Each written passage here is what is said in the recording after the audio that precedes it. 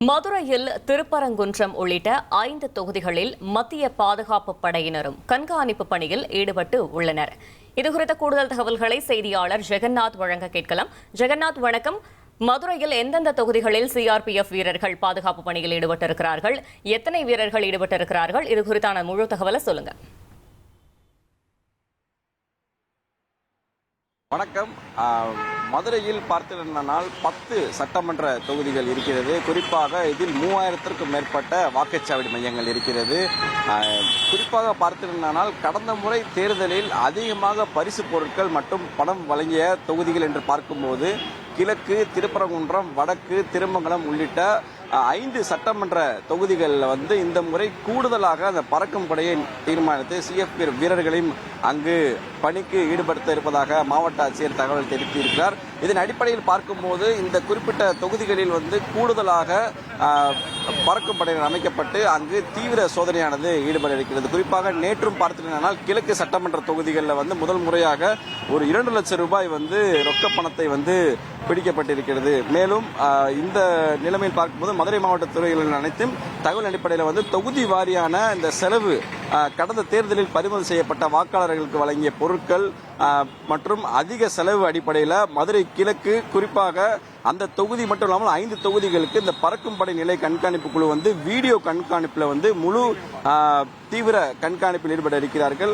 மேலும் மதுரை மாவட்டத்தில் தொடர்பான புகார்களை விசாரிக்க செய்யவும், தேர்தல் நடத்தை விதிமுறைகளை கண்காணிக்கவும் ஒவ்வொரு சட்டப்பேரவை தொகுதிக்கும் தலா 90 பறக்கும் படை குழுக்களும் 90 நிலையான கண்காணிப்பு குழுக்களும் அமைக்கப்பட்டு 24 மணி நேரமும் கண்காணிப்பு சோதனையில் ஈடுபட இருக்கிறார்கள். இந்த தேர்தல் பணியில் பார்த்தீர்களானால் 14,779 வாக்குச்சாவடி அலுவலர்கள் இந்த சோதனையில் ஈடுபட இருக்கிறார்கள் என்பது தெரிய வந்திருக்கிறது.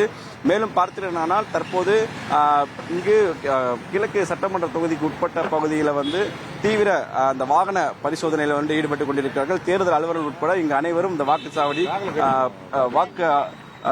வாக்காளர்கள் பார்த்தீங்கன்னா செல்லக்கூடிய வாகனங்கள் அனைத்தையும் அவர்கள் செக்கிங் செய்து கொண்டிருக்கிறார்கள்.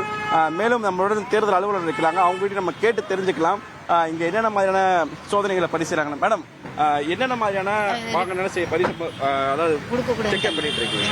அலோ பண்ணல. ஓகே.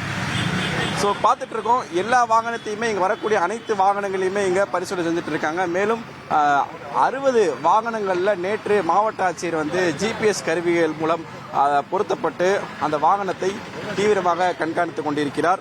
தற்போது பல்வேறு பகுதிகளில் பார்த்தீங்கன்னா அந்த போஸ்டர்கள், குறிப்பாக கட்சியினர் ஒட்டப்பட்டிருக்கக்கூடிய அந்த போஸ்டர்களை அவர்கள் தீவிரமாக அகற்றும் பணியில் ஈடுபட்டு கொண்டிருக்கிறார்கள். மேலும் தலைவர்களுடைய சிலைகள் எங்கெங்கெல்லாம் இருக்கிறதோ அதை திரை வைத்து மறைக்கவும் தற்போது ஏற்பாடு செய்யப்பட்டிருக்கிறது. மொத்தமாக அனைத்து அலுவலர்களையும் அழைத்து இன்று மாவட்ட ஆட்சியர் அலுவலகத்தில் 11 மணிக்கு அவர் சந்தித்து பின்பு அவர் செய்தியில் சந்திக்க இருக்கிறார். மேலும் தற்போது எந்தெந்த வாக்குச்சாவடிகள் பதற்றமான வாக்குச்சாவடிகள், அந்த வாக்குச்சாவடிகளில் எத்தனை கூடுதல் பாதுகாப்பு பணியில் குழுக்கள் அமைக்கப்பட்டு இருக்கிறார்கள் என்ற விவரங்களை மாவட்ட ஆட்சியர் தெரியப்படுத்த இருக்கிறார். தற்போது பார்த்தீங்கன்னால் இது போன்ற பல்வேறு, குறிப்பாக மாவட்டத்தில் இருக்கக்கூடிய எல்லை பகுதிகளில் அதிகமான இந்த பாதுகாப்பு குழுக்களானது அமைக்கப்பட்டு, மேலும் பறக்கும் படையினர் அமைக்கப்பட்டு இந்த தீவிர வாகன சோதனையில் ஈடுபட்டு கொண்டிருக்கிறார் என்பது தெரிய வந்திருக்கிறது என்பது குறிப்பிடத்தக்கது. தகவல்களுக்கு நன்றி Jagannath. Make India great again. மக்கள் ஆட்சி அமையும். மோடியினுடைய கேரண்டியை தான் மக்கள் நம்புவாங்க. வெற்றி கூட்டணி அமையும். எக்ஸ்பிரஸ் வேக செய்திகளில் இது இடைநில்லா பேருந்து.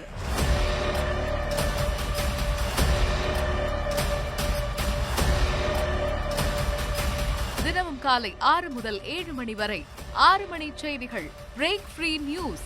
வரிசை கட்டி வரும் சுவாரஸ்ய செய்திகள் பிரேக்கே இல்லாமல். ரிமோட்டை மறங்க, அப்டேட்டா இருங்க.